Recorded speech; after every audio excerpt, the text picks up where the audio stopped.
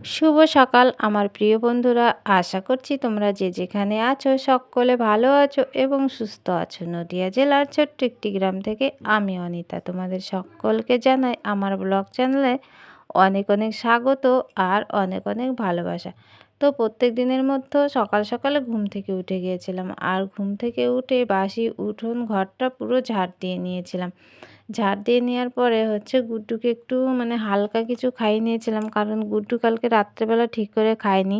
তো ঘুম থেকে উঠে বলছিল খিদে পেয়েছে, তা আমি উঠোন আর ঘরটা ঝাড় দিয়ে ওকে একটু খাবার বানিয়ে দিয়ে তারপরে দেখো সোজা চলে এসেছি থালা বাসনগুলো নিয়ে কলপারে। তো থালা বাসনগুলো দেখো আমার মাজাও হয়ে গেছে, আর আজকে তো বড় গামলা আনিনি, তাই ওই ছোট্ট দুটো গামলায় জল ভরে নিয়েছিলাম। তাই ওই ছোট গামলা থেকে আজকে ধুয়ে নিচ্ছে আর কি, বড় গামলার মধ্যে জিনিসপত্র রয়েছে, সেই জন্য ওই গামলাটা আর আনাও হয়নি, আর ওটা আজরানোও হয়নি, সেই জন্য আর আনিনি। তো আজকে এইভাবেই ধুয়ে নিচ্ছে আর কি। তো এখনও মোটামুটি অনেক কাজ বাকি রয়েছে, আর ঘুম থেকে তো অনেকক্ষণই উঠেছিলাম, তাই এদিকে ওদিকে ঘোরাফেরা করতে না একটু বেলা হয়ে গেছে আর কি। তো ওদিকে থালা বাসনগুলো ধুয়ে আবার দেখো সোজা চলে এসেছি রান্নাঘরে, আর রান্নাঘরে এসে উনুনের বাসি ছাইগুলো তুলে নিয়েছিলাম। তুলে নিয়ে উনুনের পাটটা বেশ ভালো করে ঝাড়ু দিয়ে নিয়েছিলাম। আর আমাদের এই উনুনটা তো ভেঙে ফেলা হবে, পাশে আর একটা উনুন করা হচ্ছে, ওই পাশের উনুনটা কমপ্লিট হয়ে গেলে এই উনুনটা ভেঙে ফেলবে। জ্বালানি রেখে না খুব একটা সুবিধা হয় না, জ্বালানি রাখলে পুরো রান্নাঘরটা জুড়ে একদম জ্বালানি ছড়িয়ে থাকে। তা উনুনটা এখানেও এক সাইডে, কিন্তু এটা লম্বা লম্বা করে তোলা, তো আর ওদিকে আড়ে আড়ে করে তুলবে, তা সুবিধা হবে, তাহলে ও জ্বালানিগুলো ওইদিকে রাখতে পারবো, আর এদিকে পুরো রান্নাঘরটা আর কি ফাঁকা হয়ে থাকবে। তো যাই হোক, মা একটুখানি খুঁড়ে রেখেছে, তা পরে করবে, সময় পেয়ে উঠছে না, সেই জন্য করা উঠছে না। তা উনুন তো একটা রয়েছে, সেই জন্য আর অত তাড়া নেই, তো ধীরে ধীরে করবে আর কি। আর আমাদের গ্রামের উনুন কিভাবে তৈরি করে সেটা তোমাদের সাথে অবশ্যই শেয়ার করব। তো যাই হোক বন্ধুরা, দেখো আমার উনুনের পাটটা ল্যাপা হয়ে গেছে, আর উনুনের পাটটা ল্যাপার পরে ওই যে কালকে বিকেলের দিকে গুড্ডুকে নিয়ে না একটু মাঠের দিকে গেছিলাম, আর মাঠের দিকে গিয়ে দেখি আমাদের জমির পাশেই একটা ভুট্টা ক্ষেত আছে, ছোট্ট ছোট্ট ভুট্টা গাছ হয়েছে, তা এত পরিমাণে শাক হয়েছে কি বলবো, দেখে আর একটু লোভ সামলাতে পারলাম না। তো গুড্ডুকে দাঁড় করিয়ে আমি অনেকটা শাক তুলে নিয়েছি, কি বলবো, কতটা যে শাক তুলেছি আমার শুধু মনে হচ্ছিল আরও তুলি। আর এই যে যে দুটো শাক দেখালাম, এই শাকগুলো আমাদের এখানে বলে বৌটুবানি। তো গ্রামের যা নাম আর কি সেসব আমরা বলি। তো তোমরা যদি কেউ চিনে থাকো আর এগুলোর কি নাম তোমরা একটু কমেন্ট করে জানিও। তো যাই হোক, তাড়াতাড়ি করে তুলেছি, এর মধ্যে দুই একটা ঘাস পাতাও ছিল, সেই জন্য সেগুলোকে ভালো করে বেছে নিচ্ছি, আর একটু ঝেড়ে ঝেড়েও নিচ্ছি। অনেক সময় পোকামাকড় থাকে, তো তা ঝাড়া মারলে পরে পোকামাকড়গুলো চলে যায়। তো যাই হোক, সেই জন্য একটা একটা করে বেছে নিচ্ছে, আর বড় বড় ঘাস ছিল ওর মধ্যে। তা অনেকগুলো শাক হয়েছে, অতটা রান্না করব কি না বুঝে উঠতে পারছি না, আবার ফেলতেও ইচ্ছে করছে না। তো যাই হোক, চলো এখন শাকগুলোকে ভালো করে বেছে নিই, তারপরে অন্য কাজগুলো করা যাক। তো শাকগুলো আমার বাছা হয়ে গেছিলো, শাকগুলো বেছে দেখো আমি ওই হাঁড়িটা একটু মাটি লেপে দিচ্ছি। মাটিটা লেপে রেখে একটু রোদে দিলে না একটু সুবিধা হয় কি, শুকিয়ে যায়, তো সেই জন্য ভালো লাগে। তো ভাবলাম হাঁড়িটা লেপে দিই। হাঁড়িটায় মাটি লেপে একটুখানি রোদে দিয়ে দিয়েছি, তারপরে দেখো চলে গেছিলাম ওই যে শাকগুলো নিয়ে কলপারে। আর কলপার থেকে শাকগুলো ধুয়ে নিয়েছি, আর ওই বালতি করে যে জলটা নিয়ে গেলাম ওই সবজি কাটবো ধোবো, সেই জলটা ওখানে আর কি রেখে দিলাম। তো দেখো ওই যে বাসি যে কাপড়টা ছিল সেই কাপড়টা আমি ধুয়ে এখন রোদে মিলে দিচ্ছি। আর চান করিনি আজকে, এখন ওই সকাল 7টা মতো বাজে, তো সেই জন্য চানটা করিনি, কারণ গুড্ডু একটু ছোট, আর অতটা গরম নেই, সেই জন্য চানটা করলাম না, কারণ যদি ঠান্ডা লেগে যায়। তো যেদিন শুক্রবার থাকে কিংবা বৃহস্পতিবার থাকে সেদিন একটু সকাল সকালে চান করি আর কি। তো যাই হোক, দেখো আমার কাপড় চোপড়গুলো মেলা হয়ে গেল, তারপরে চা করে নিয়েছি, আর চা করে দেখো যেই বস্তাটার উপরে শাক বাছছিলাম সেখানে বসে পড়েছে আমি মা চা খেতে। আর গুড্ডু দেখো ওইদিকে খেলা করছে, অনেক খেলনা সে বস্তার মধ্যে যা ছিল সব খেলনাগুলো নামিয়ে নিয়েছে। গুড্ডু ওখানে বসে খেলা করছে, আর গুড্ডুর খাবারটা ঠান্ডা হলে ওকে খাইয়ে আমি রান্নাঘরে চলে যাবো। আর দেখো ওকে খাইয়ে আমি সোজা রান্নাঘরে চলে এসেছি, ভাত বসিয়ে দিয়েছি, আর ওই কড়াইয়ে শাকগুলো সেদ্ধ করতে দিয়েছি। আর ওই একটা কাকিমা লাউ দিয়ে গেছিলো, সেই লাউটা আমি ক্যারি প্যাকেটে ভরে রেখেছিলাম, শুকিয়ে যাবে বলে। তো রান্না করা হয়নি, তাই সেই লাউটা আজকে আমি নিয়ে এসেছি। আর দেখো এখন খোসাগুলো ছাড়িয়ে আমি লাউটাকে একদম সরু সরু করে কেটে নেব। ঘরে অল্প একটু ডাল রয়েছে, সেই ডালটুকু দিয়ে লাউটা রান্না করব, মানে সরু সরু করে কেটে নিয়ে। আর ওদিকে শাক রান্না করছি। তো মাঠ থেকে তো কালকে শাক তুলে নিয়ে এসেছিলাম, সেটা তো আজকে কোনো রকমে রান্না হলো। আর কালকে আবার কি খাবো সেটা হচ্ছে মানে বসে বসে ভাবছিলাম যে আজকে যাই হোক এইগুলো সব রান্না বান্না কমপ্লিট হয়ে গেছে। আর দেখো ভাতটা আমি সসপ্যানে এখন বেড়ে যাই হোক, কালকে অন্য কিছু রান্না করা হবে, দেখা যাবে ঘরে কিছু আছে কিনা কিংবা জমিতে কিছু আছে কিনা, তখন হাড়ির তলায় তো কালি আছে সেই জন্য করা যাবে, ঘরে নেওয়া যাচ্ছে না। আজকের দিনটা তো মানে খাওয়া দাওয়া কমপ্লিট করি, চলো আমি আজকে কালকে রান্না করেছি তোমাদেরকে বেড়ে নিয়েছি।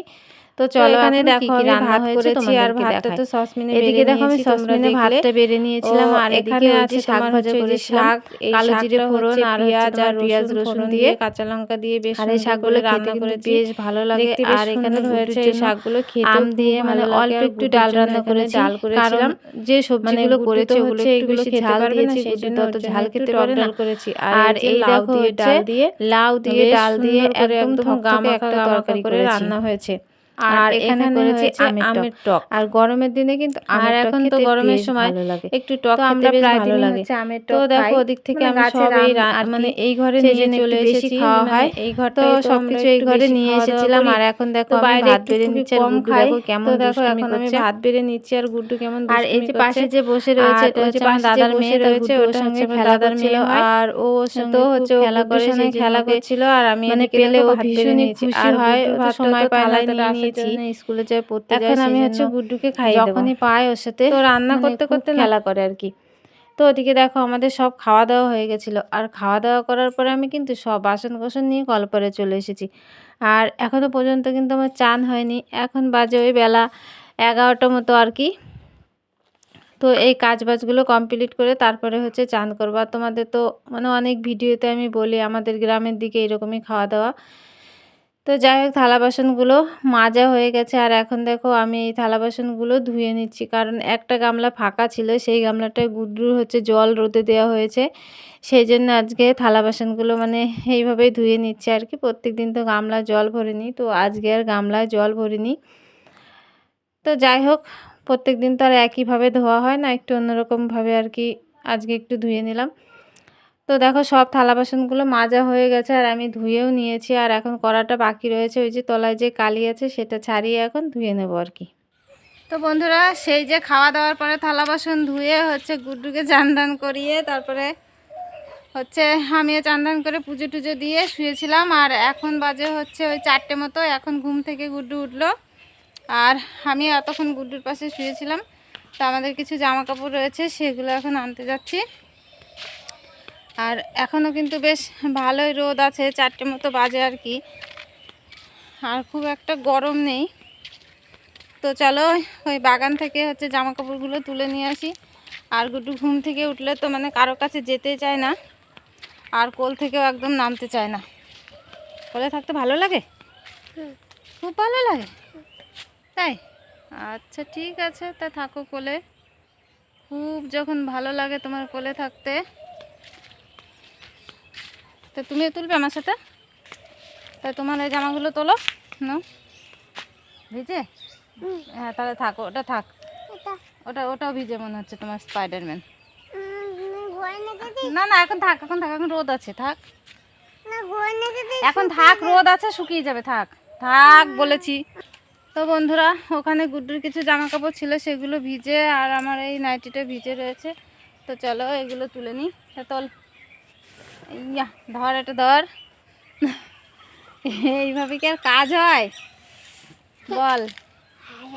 হয় কাজ এভাবে?